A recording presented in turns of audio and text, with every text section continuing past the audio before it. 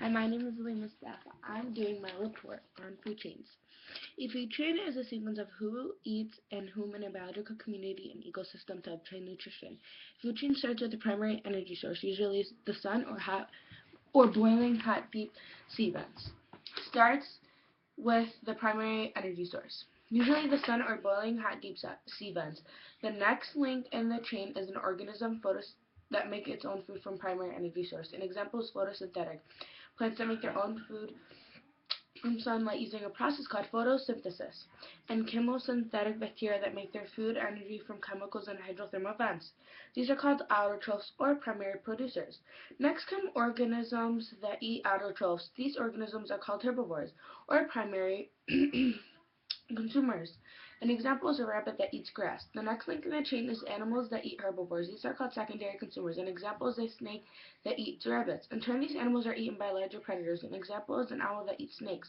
The tertiary consumers are eaten by quaternary consumers. An example is a hawk that eats owls. Each food chain ends with a top predator, an animal with no natural enemies, like an alligator, hawk, or polar bear.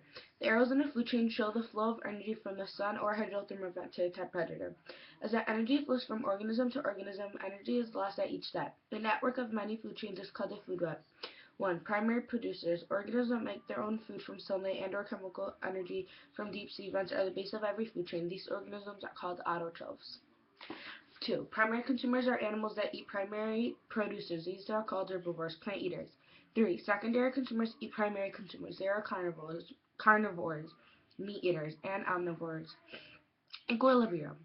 As the number of carnivores in the community increases, they eat more and more of the herbivores, decreasing the herbivore population. It then becomes harder and harder for the carnivores to find herbivores to eat. And then the population of carnivores decreases. And this way the carnivores and herbivores stay in relatively stable equilibrium, each limiting the other's population. A similar equilibrium exists between plants and plant eaters.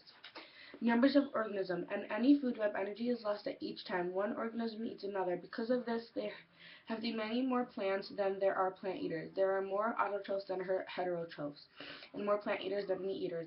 Although there is an intense competition between animals, there is also an interdependence. When one species goes extinct, it can affect an entire chain of other species and have unpredictable consequences.